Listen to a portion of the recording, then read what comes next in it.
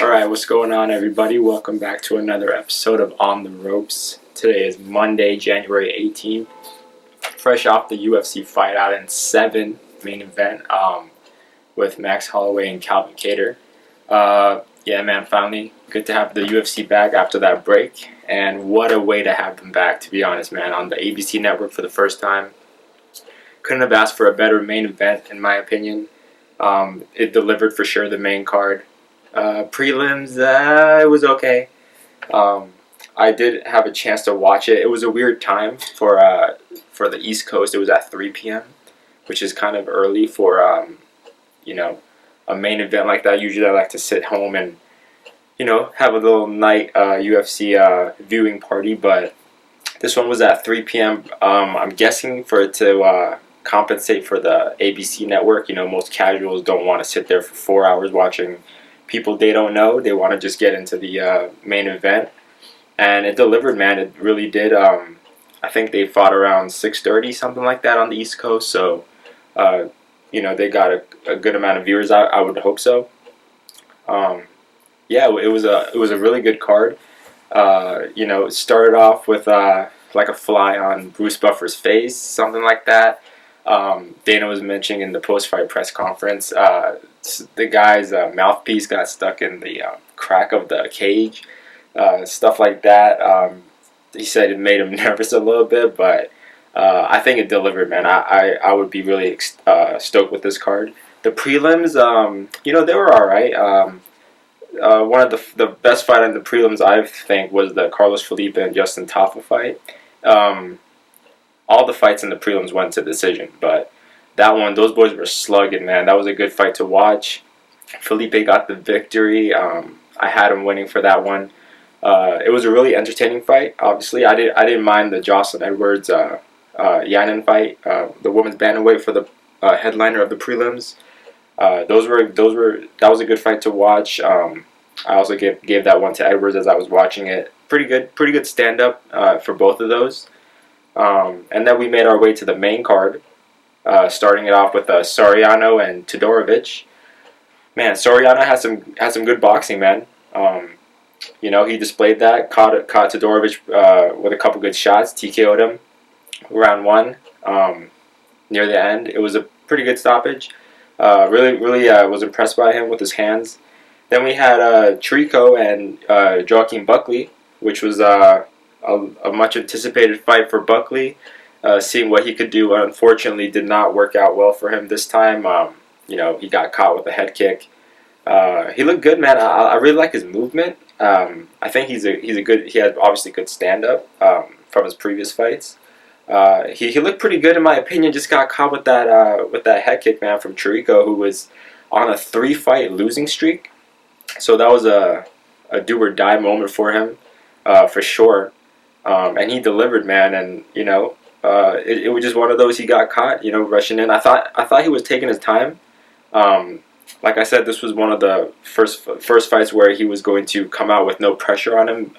Him having come off that knockout of the year contender, and then going to another fight where he did get the finish, but the pressure was on him so much for him to really deliver a performance like that one that got him the knockout of the year potentially. So this one was a fight where he would come in and really have not that much pressure on him to perform to get that spectacular finish. But this is the game we play, man. He got caught with that uppercut or that head kick, and it was a good stoppage. I think he was protesting it, but man, he got caught pretty good. So props to Chirico, who was on a 3-fight losing streak. And some weird stuff happened after the fight where I saw he protested the post-fight press conference, saying he doesn't want to do it because they focus on only the winners, which is kind of strange. I mean, I don't know what he's going to get out of that, to be honest. I don't know what his angle is or what he's trying to promote there, but also I heard he ignored Dana White after the fight, which is you don't want to do that.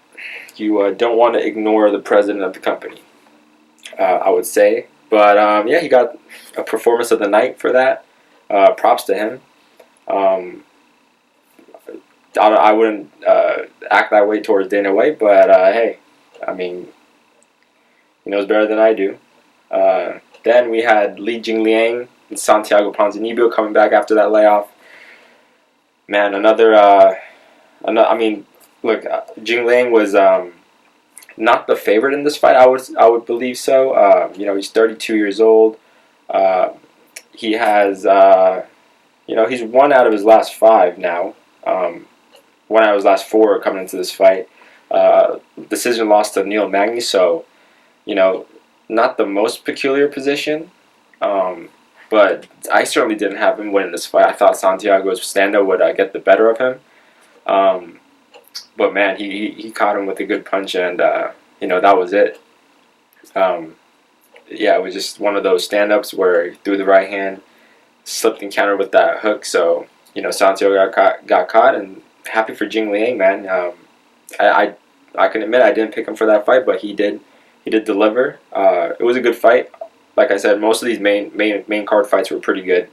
You had 3 straight finishes, so starting off the card. Then we had Condit and Matt Brown, who is still the co-main event on a card like this at their age. Matt Brown or Carlos Condit. I think this is his last fight on his contract. Matt Brown, honestly, on the tail end of his career as well.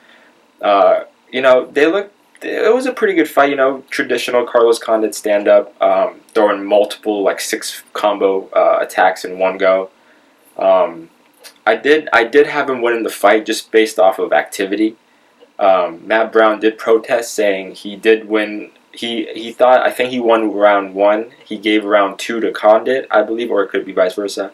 And I think he said that he ended up on top in the 3rd round, which in his eyes gave him the edge in that decision. But they gave it 30-27 across the board to Condit, which it was a close fight, man. Honestly, I think they were both throwing some punches. Wasn't really landing most of their strikes. Condit, I think he did look kind of sluggish, or not sluggish, but a little slow on his punches. He really didn't have that snap in them like they used to. Honestly, I mean, at their age, still a co-main event on this card, so it was a pretty good fight, though. I think I enjoyed it. I'm not mad with the decision at all to give it to Condit. We'll see where it goes from here.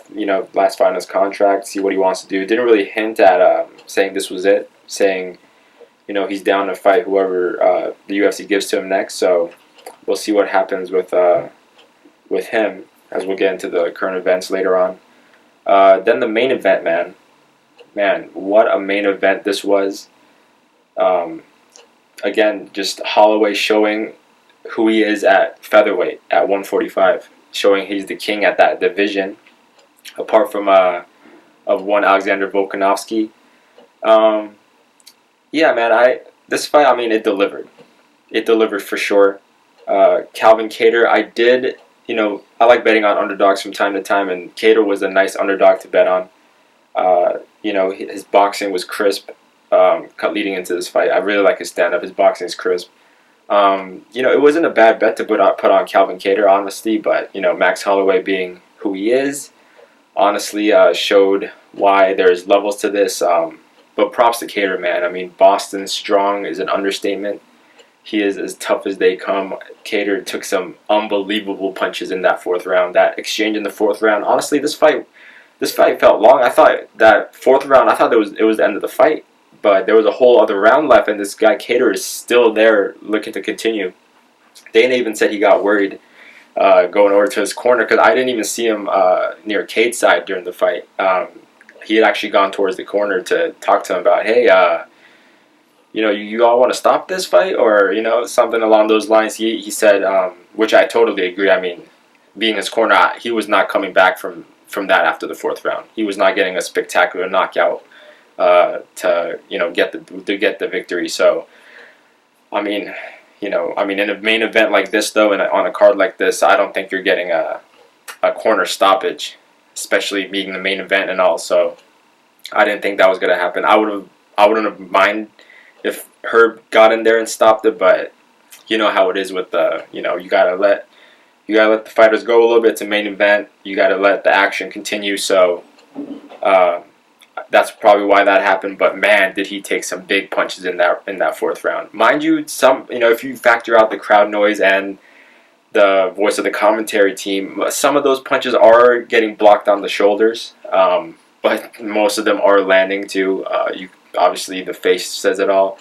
Um, Max was getting comfortable in there. I mean, you see the comparisons to Muhammad Ali, slipping those punches, telling the commentators, coming for your job and stuff like that, which was funny. The image of him like one, just with the Muhammad Ali slipping the punch and to the side, all those comparisons. So I mean, you can't argue, man. He has a brilliant stand up. I think that is his weight. Obviously, Max is. It's crazy to think he's not even 30 years old yet. This guy is 29 years old, and looking at his record, he's fought the who's who of everybody. Obviously, you see that run through the featherweight division. There's only a handful of people I can think of who ran through a division like that. One being Jose Aldo for featherweight, and the other man of the name of Conor McGregor, going through all those opponents like that. Man, I mean, you can't really argue. Yeah, he's 3 in his last 5, but if you really look at those, the one of Dustin Poirier was a lightweight bout, and obviously going back to that fight all the way in 2019, that's not his weight. He felt the weight of Dustin in that fight, and that's why I think he got edged out in the decision.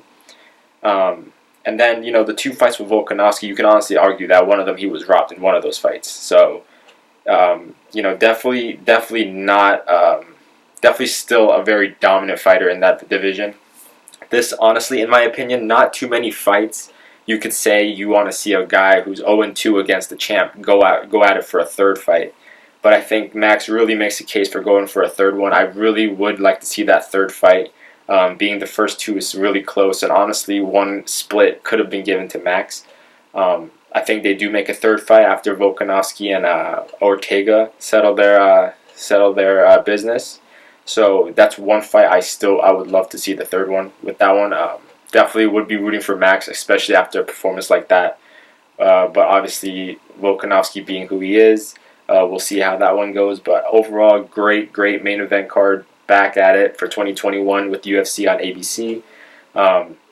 Definitely didn't disappoint. The main card was thrilling. That main event literally could have been the only fight on the main card, and it would have delivered. So really enjoyed that card. Going into some news, obviously you have here Max Holloway broke like a striking record.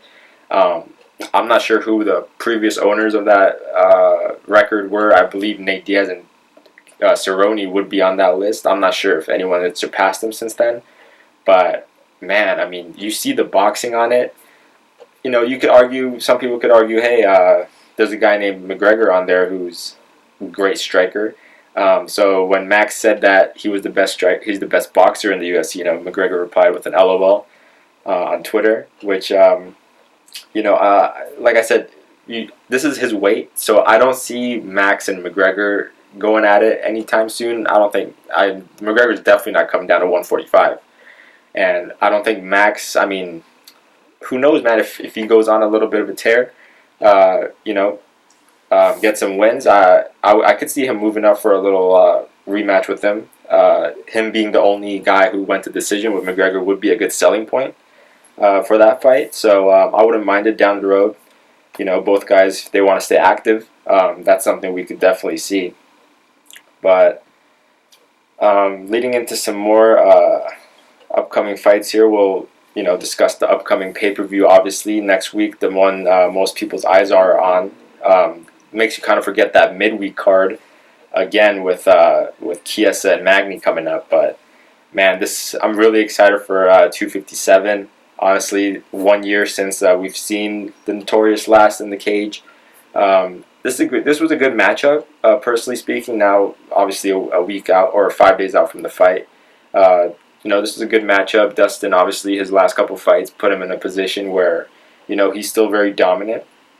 And this is what makes this rematch more exciting. Usually, rematches kind of need to have that little if factor. If they deserve it, or was it close, or was it, do we really want to see that fight again? But honestly, it's been so long that both of these guys have matured and grown in every way possible, with fighting and without separately from fighting as well. So definitely want to see this one.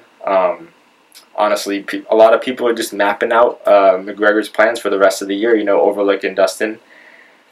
It's a tough fight for Dustin. I mean, what can you say? It's McGregor, the focused McGregor that we've seen.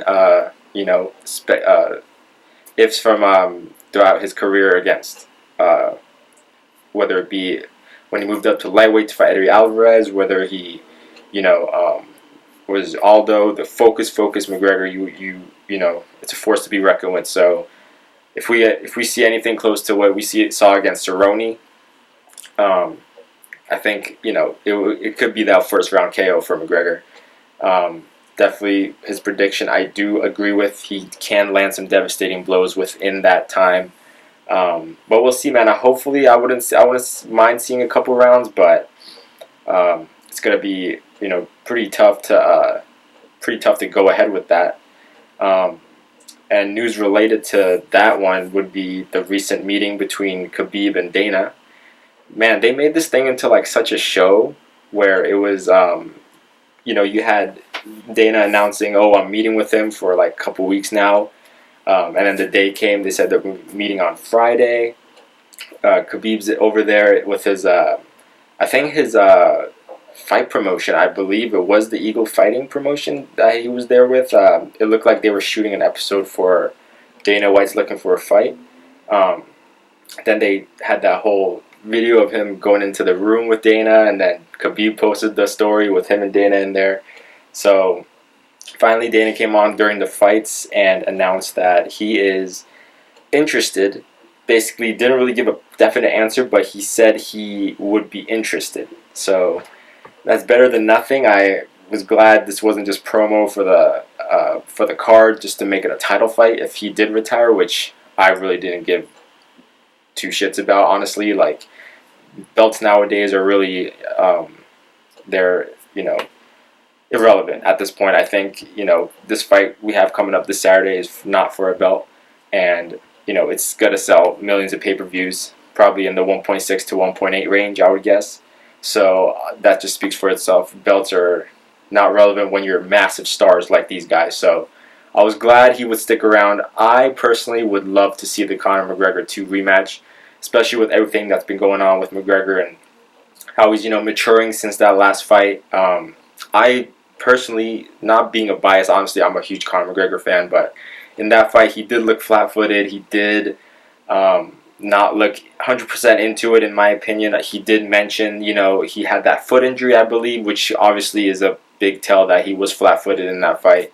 And I do honestly want to see that rematch. Yeah, Khabib said he doesn't want to, he already whooped everyone in that division, so he's not really enticed to, have a rematch with any of those guys. But I do feel, all said and done, when the money's offered to him and the challenge, and if Conor McGregor delivers this Saturday, then I think he would, fancy a rematch with McGregor. Honestly, that's what I would want to see. Yeah, you can see Oliveira, who's a dog.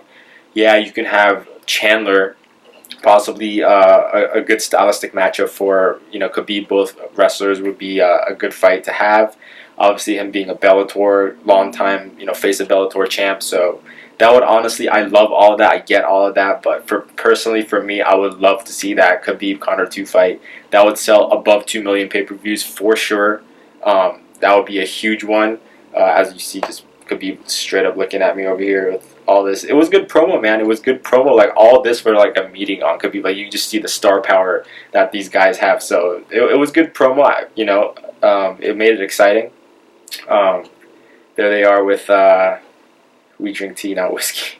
With Master That's filming the Looking for a Fight.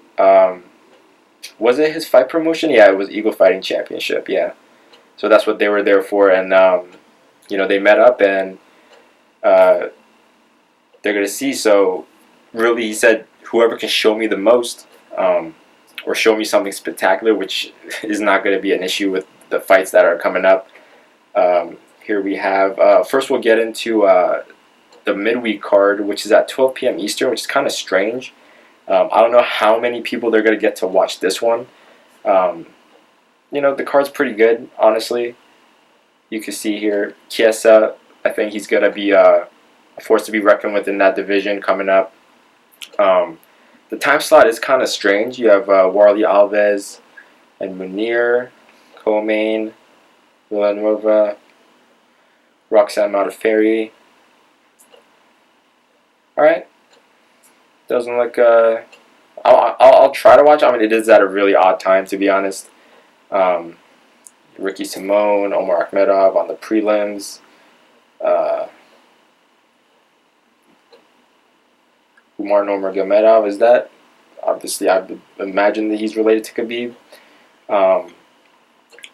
Yeah, I mean, this is a great fight. Chiesa and Magny, I do have Chiesa winning this fight. I will try to watch it. We'll see what happens with that division, man. Number 8 versus number 9. Pretty good fight. I do think Chiesa, he's really good overall. Well-rounded more than Magny. I think whether it goes on the ground, I do see him getting a submission victory. But if it's stood up most of the time, I do feel like Chiesa would have the edge on that fight. We'll see how that one plays out. Would say Chiesa by submission within 3.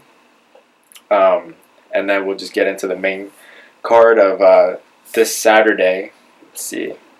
So this one would be the $69.99, I think, after the price adjustment from the UFC. Definitely not missing this one, so I'm not complaining. This one's at the regular scheduled time at 10 in the Etihad Arena. So we'll start from the prelims.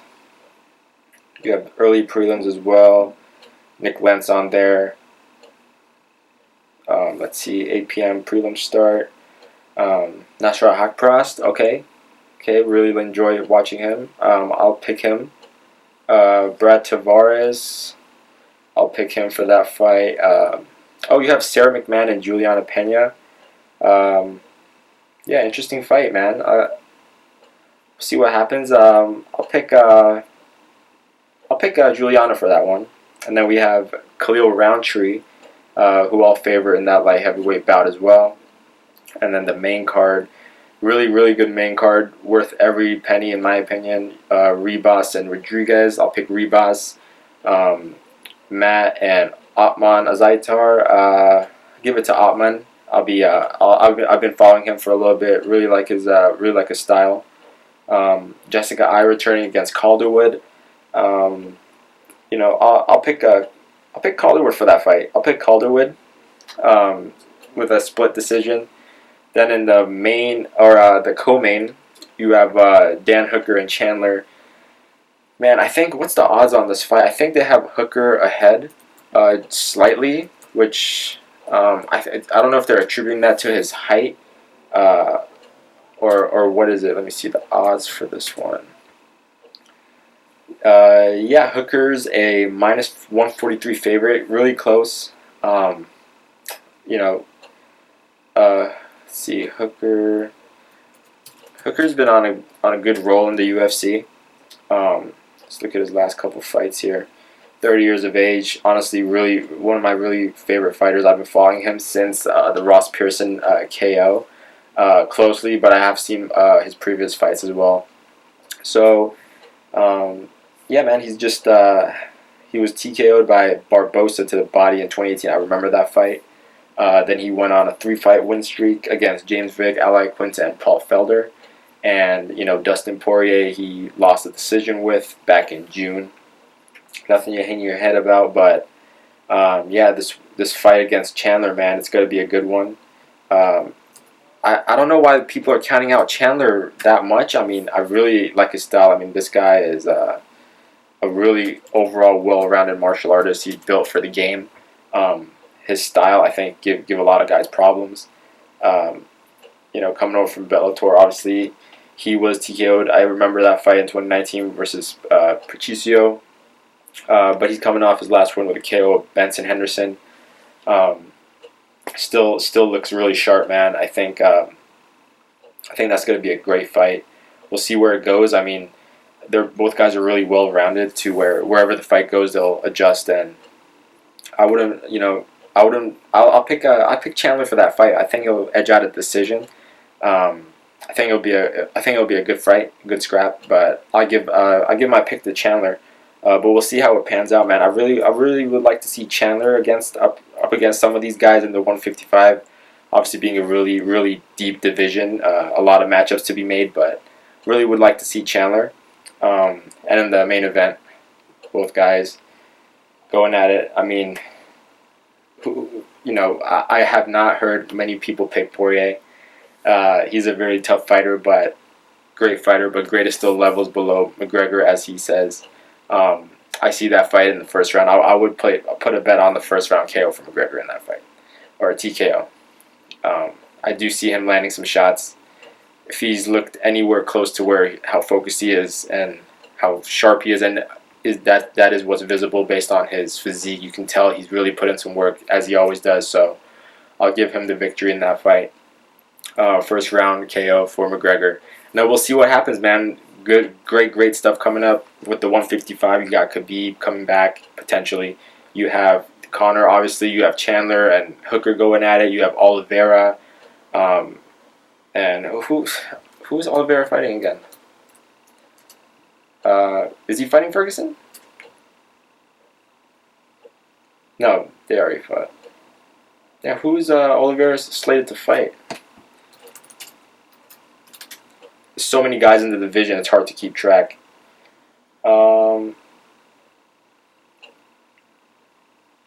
Yeah, maybe he doesn't have a fight lined up yet. I'm not sure. I would have heard something, or at least if I'm not blanking on this, but obviously you got Oliveira coming up. Yeah, I don't think he has one lined up yet. Oliveira obviously in that division. Chandler could be deep division. Plenty of matchups to be made. Diaz coming back to 155, I think, would be the cherry on top. So hopefully, we're gonna get some great fights. And McGregor being focused, ready to go, looking for activity really excites me. That 2014 to 2017 run was amazing from him, and I'm hoping to see similar activity back in the UFC. Apart from all this boxing stuff that we hear from Manny Pacquiao potentially being an opponent, that's all fun and all, but I really would like to see him actively fighting in the UFC, focused on one specific thing. And I think that would make it a great contest. And the 155 division, very stacked. So it's going to be exciting times. Thank you for watching another episode of On the Ropes, man. See you guys hopefully next week with 2 fight cards. We'll be recapping from UFC 257 and Chiesa versus Magny. And we'll also look into the future of potential matchups. So take care and stay safe.